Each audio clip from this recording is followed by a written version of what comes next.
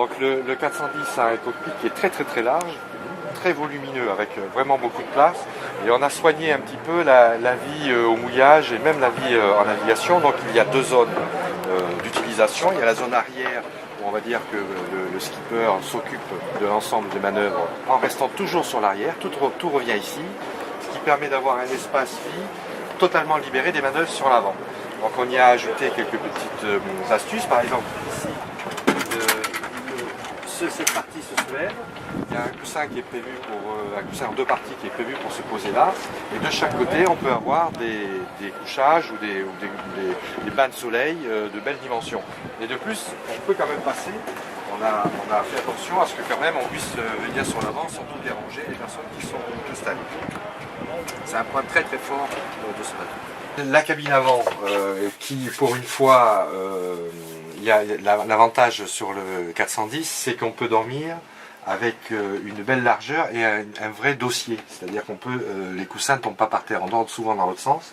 Donc là, il y a une belle largeur sur l'avant, donc ce qui permet de dormir dans ce sens-là, avec une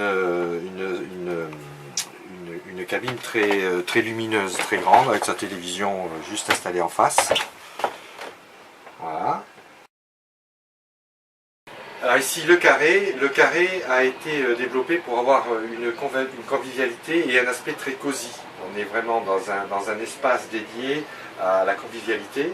Donc quand on est au port et que l'on n'invite pas ou qu'on vient juste passer le week-end, eh bien la table à cartes disparaît complètement, elle est là. La table à cartes elle se soulève, elle va venir se placer là, ce qui fait qu'on pourra être ou dans le bon sens ou dans l'autre sens. Le GPS a été intégré et se cache aussi quand on n'a pas besoin de lui.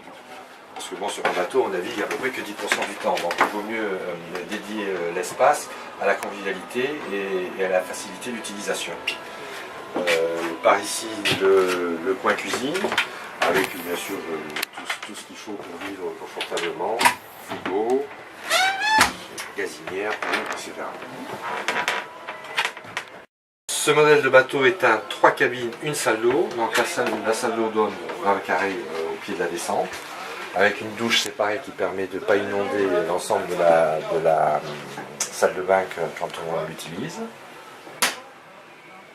Et ensuite les deux cabines arrière, donc, qui sont de très belles dimensions. On a aux épaules, on a plus de 1,60 m de large, donc une des cabines très spacieuse. Et très lumineuse avec ces hublots qui donnent sur l'arrière, on voit vraiment ce qui se passe sur le bateau. Idéal pour la famille, les soirées, les navigations entre copains et entre amis, c'est très sympathique.